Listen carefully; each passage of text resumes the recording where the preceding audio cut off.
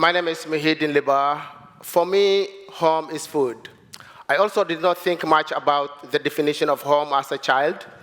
I lived in Somalia, on the Horn of Africa, a place where the weather is often so hot and people are loving and prayerful. As a teenager, I liked to play soccer, made out of old socks stuffed with rags. We did not have material wealth. We were rich with love. That all changed in the civil war of Somalia in the 80s and 90s. We were evicted from our own motherland, the place where we had been for centuries, the heart of our culture. I spent 20 years in sort of limbo, living in Kenya refugee camps. It was a situation where one can't affect a change in the living situation. Everything was handed to you by the UN.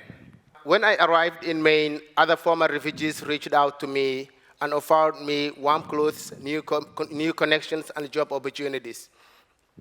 I realized that even though Maine in so many ways could not be more different from my first home, Somalia, it wasn't that different at all.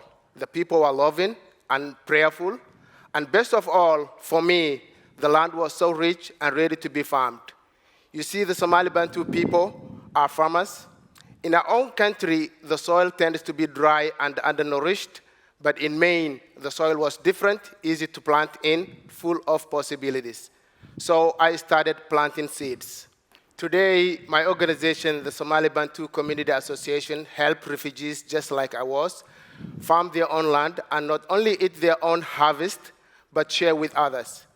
We give our farmers, over 200 of them, 1/10 of an acre to grow food for themselves and their families on our own land called Liberation Farm, and also give them access to seeds, training, technical assistance, and marketing. Farmers that choose to grow commercially self-organize into Iskashito groups. Iskashito is a traditional Somali method of cooperative growing where farmers work together on one piece of land, equitably share the profit of their combined labor and effort. Have you ever held a piece of tomatoes that you grow with your own hand and studied it? Really appreciate it. It is delicious and sweetness. It's the best. Last week, our farmers dropped off 4,500 pounds of tomatoes to a shelter for unhoused old people in the community. We are